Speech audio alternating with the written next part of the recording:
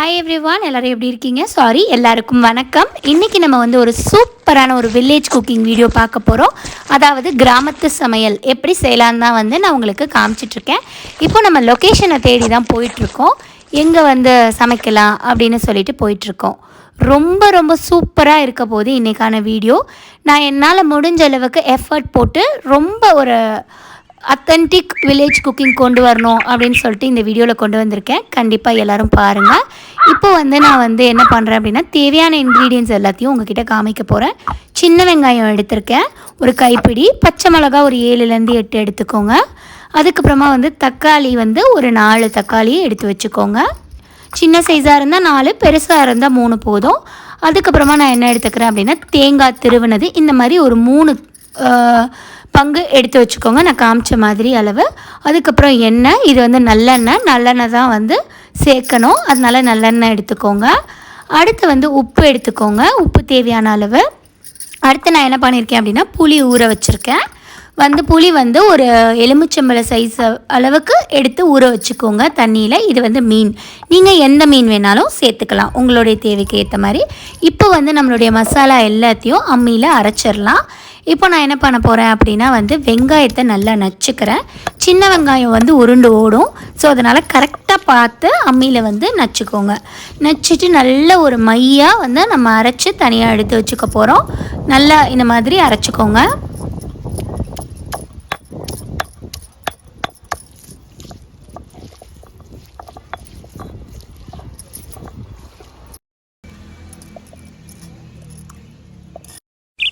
நம்ம அரைச்ச வெங்காயம் எல்லாத்தையும் தனியாக வந்து ஒரு பாத்திரத்துக்கு மாற்றிக்கோங்க.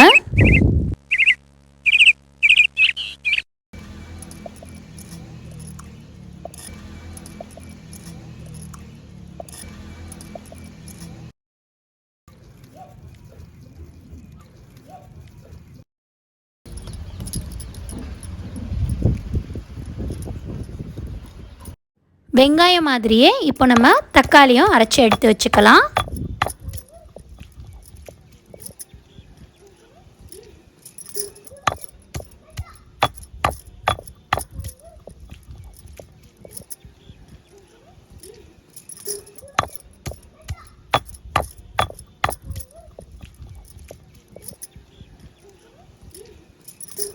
தக்காளி நல்லா மைய அரைஞ்சதுக்கப்புறம் அதையும் ஒரு பாத்திரத்தில் மாற்றி வச்சுக்கோங்க.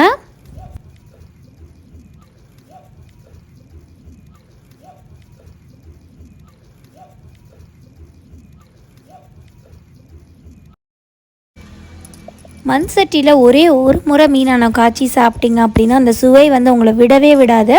கண்டிப்பாக எல்லாரும் ஒரு முறையாவது மண் சட்டியில் சமைச்சு சாப்பிட்டு பாருங்கள். அதோடைய சுவையும் மனமும் ரொம்ப சூப்பராக இருக்கும். இப்போ அடுத்தது தேங்காவையும் அரைச்சி எடுத்துக்கலாம்.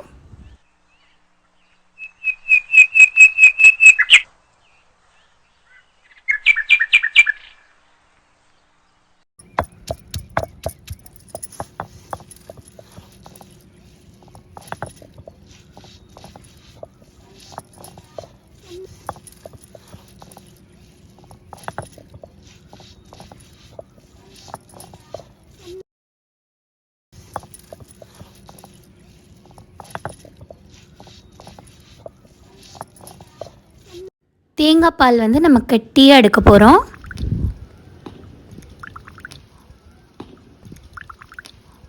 கையிலே இந்த மாதிரி கெட்டியாக தேங்காய் பாலை பிழிஞ்சு எடுத்துக்கோங்க. இப்போ நான் வந்து மீனில் உப்பு சேர்த்துக்கிறேன். எதுக்குன்னா மீனை கழுவ போகிறோம், அதுக்காக தான். உப்பும் எலுமிச்சம்பழமும் சேர்த்து கழுவும் போது மீனில் உள்ள வாடையெல்லாம் போயிடும்.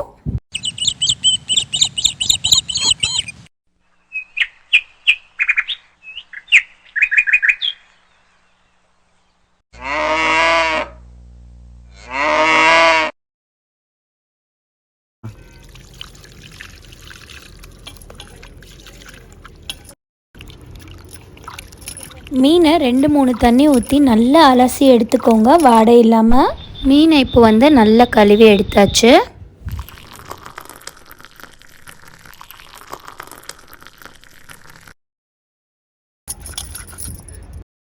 புளி தண்ணியை இப்போ நல்லா கரைச்சிக்கோங்க.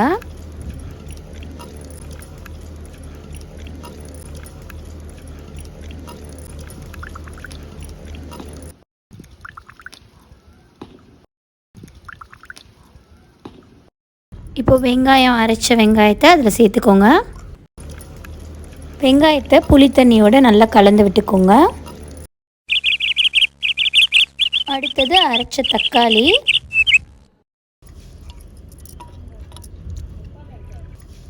தக்காளியும் சேர்த்துட்டு நல்லா கலந்து விட்டுக்கோங்க. தேங்காய் பால் அடுத்து சேர்த்துக்கோங்க. தேங்காய் பாலையும் சேர்த்துட்டு நல்லா எல்லாத்தையும் சேர்த்து ஒன்றா கலந்து விட்டுக்கோங்க. பச்சை மிளகாயை அரைச்சி அதில் சேர்த்துக்கோங்க. நான் காமிச்சேன் இல்லையா?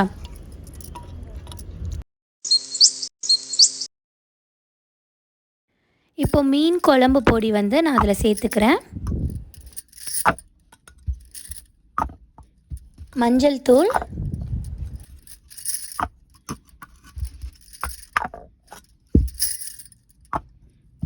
தேவையான அளவு உப்பு,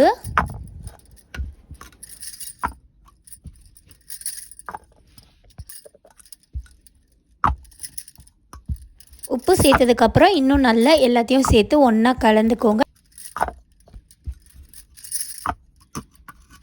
எல்லாத்தையும் நல்லா கலந்துக்கோங்க. இப்போ நம்ம விறகு அடுப்பை பற்ற வச்சுக்கிட்டோம்.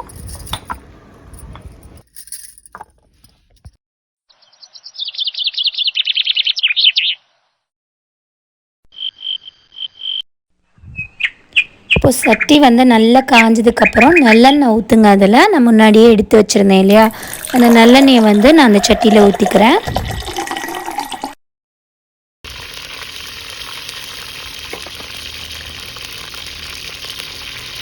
எண்ணெய் நல்லா சூடானதுக்கப்புறம் நான் வந்து அதில் கொஞ்சமாக வெந்தயம் சேர்த்துக்கிறேன்.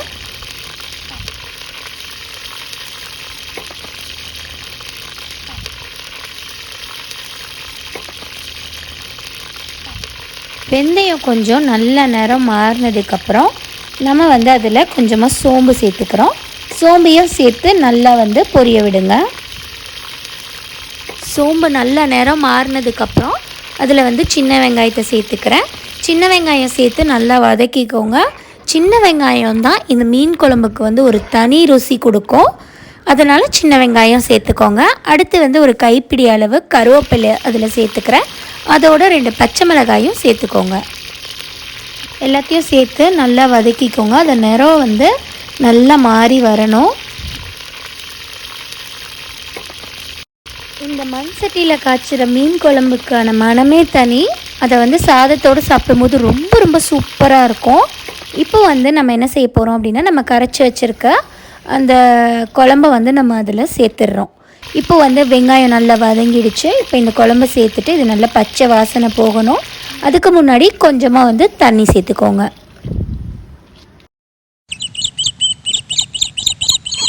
இப்போது மீன் குழம்புக்கு தேவையான மிளகாத்தூளை அதில் நான் சேர்த்துக்கிட்டேன்.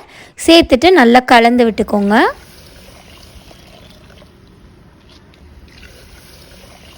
நம்ம எவ்வளவு தான் இந்த நாகரிகத்துக்கு ஏற்ற மாதிரி கேஸ் ஸ்டவ்வில் சமைச்சாலும் இந்த மண் சட்டியில் சமைச்சு சாப்பிட்றதுடைய சுகம் வந்து எதுலேயுமே கிடைக்காது. உங்கள் எல்லாருக்கும் ஒரு முறை வாய்ப்பு கிடைச்சா இந்த மாதிரி சமைச்சு பாருங்கள். இப்போ ஆணம் நல்லா கொதித்ததுக்கப்புறம் நம்மளுடைய மீன் துண்டுகளை அதில் சேர்த்துருங்க. குழம்பு நல்லா கொதி வந்ததுக்கப்புறம் இந்த மீனை எல்லாத்தையும் ஒன்று ஒன்றா எடுத்து இந்த மாதிரி போடுங்க. மீன் போட்டதுக்கப்புறம் ரொம்ப நேரம் வைக்கக்கூடாது. ஏன்னா வந்து மீன் வந்து உடஞ்சிரும், பிரிஞ்சிரும் அப்படிலாம் சொல்லுவாங்க. அதனால் மீன் போட்டதுக்கப்புறம் கொஞ்சம் சீக்கிரமாகவே நம்ம எடுத்துடணும்.